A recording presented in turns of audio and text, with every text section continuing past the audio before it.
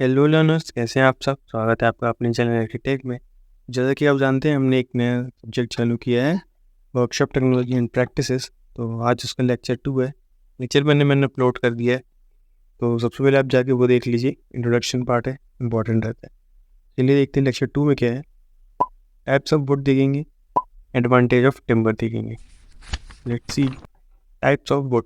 क्योंकि अब would basically मैंने बता दिया था कि वुड से ही एटसेट्रा बनता है। तो कौन सी वुड से क्या बनता है, चलिए वो देखते हैं। कितने टाइप की वुड होती है?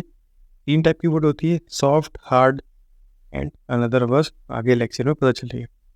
सॉफ्ट वुड के एग्जांपल्स क्या हो सकते हैं? दीदार, कील and chair. First second third picture respectively.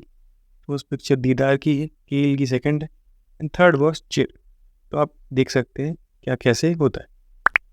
It has less weight, less durable and is less to clear and it got wood clashes fire soon as compared to hardwood. Amul rings are quite distinct. मतलब कि सबसे पहली बात तो वो बहुत हल्की होती है, क्योंकि सॉफ्ट वुड है ऑब्वियसली। लेस ड्यूरेबल होती है, मतलब कि ड्यूरेबिलिटी मतलब जो उसकी क्षमता होती है वो भी बहुत कम होती है। क्लैर मतलब कि उसमें क्रैक जल्दी आने की संभावना रहती है, फायर भी जल्दी लगती है उसमें, एज कम्पेयर टू हार्डवुड। वैसा नहीं बोल रहे कि लग ही जाएगी, हार्डवुड के कंपैरिजन में उसमें जल्दी लगेगी।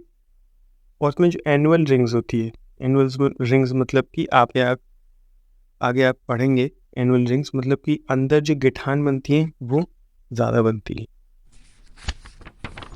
नेक्स्ट होती है हार्डवुड। हार्डवुड मतलब ये एग्जांपल आप देख रहे हैं, टीक, शीशम, साल, मैंगो, आम का पेड़ जो होता है। तो रिस्पेक्टिवली पिक्चर्स है, आप देख सकते हैं।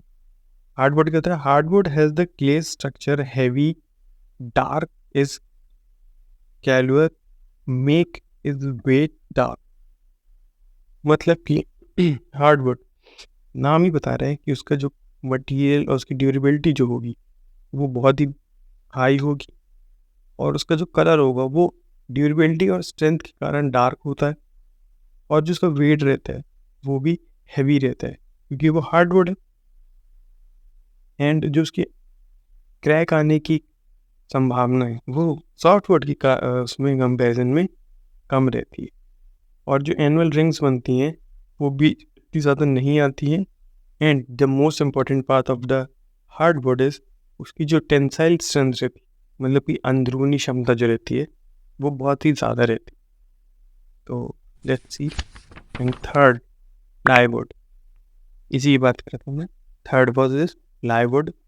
तो प्लाईवुड आपकी थर्ड टाइप ऑफ वुड है। इसका एग्जाम्पल है टीक, ओक एंड दीदार। First second third respectively pictures है, आप आइडिया लगा सकते हैं कौन सी क्या रहती है। इफ प्लार plywood to consist of more than is called a care. मतलब कि प्लाईवुड अगर बहुत ज़्यादा, प्लाईवुड आपने देखी होगी बेड्स में, बेड के जो जिसमें आप मैट बिछाते हैं, मैट का जो बेस रहता है प्लाईवुड से ही बना रहता है।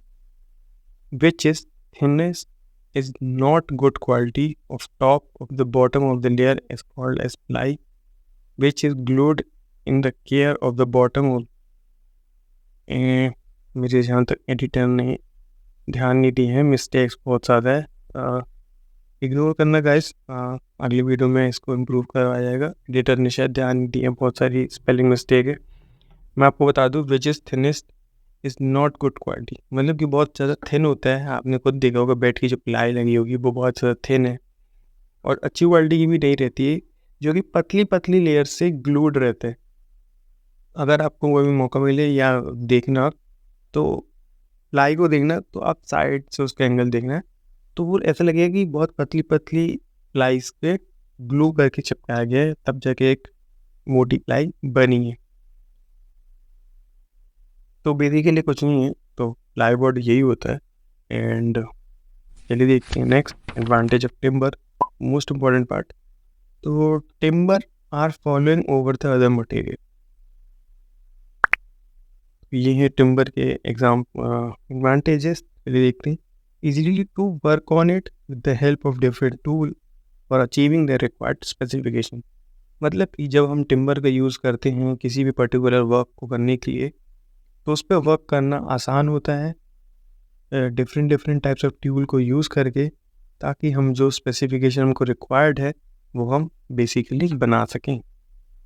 नेक्स्ट है lighter the weight in comparison to other available material but having to other the,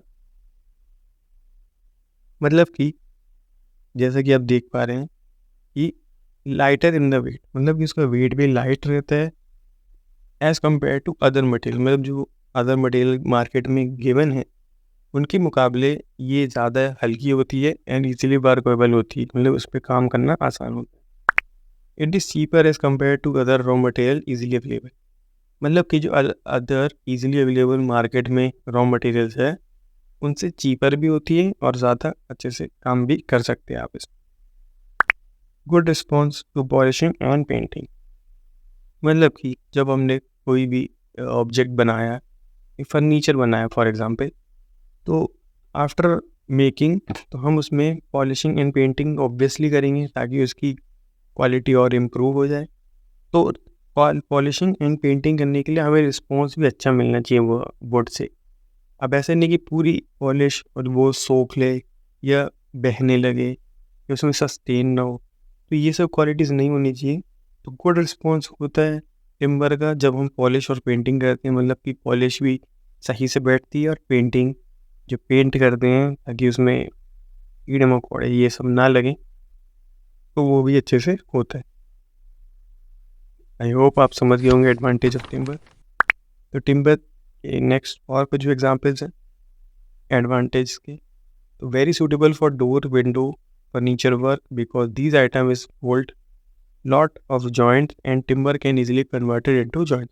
मतलब कि मैंने पहले बताया आपको कि जो टिम्बर है उससे हम फॉर एग्जांपल डोर बना रहे हैं या विंडो बना रहे हैं या कोई और फर्नीचर बना रहे हैं, तो इन पे काम करना बहुत सूटेबल होता है, मतलब कि बहुत इजी होता है क्योंकि इनमें ना बहुत सारे जॉइंट्स होते हैं.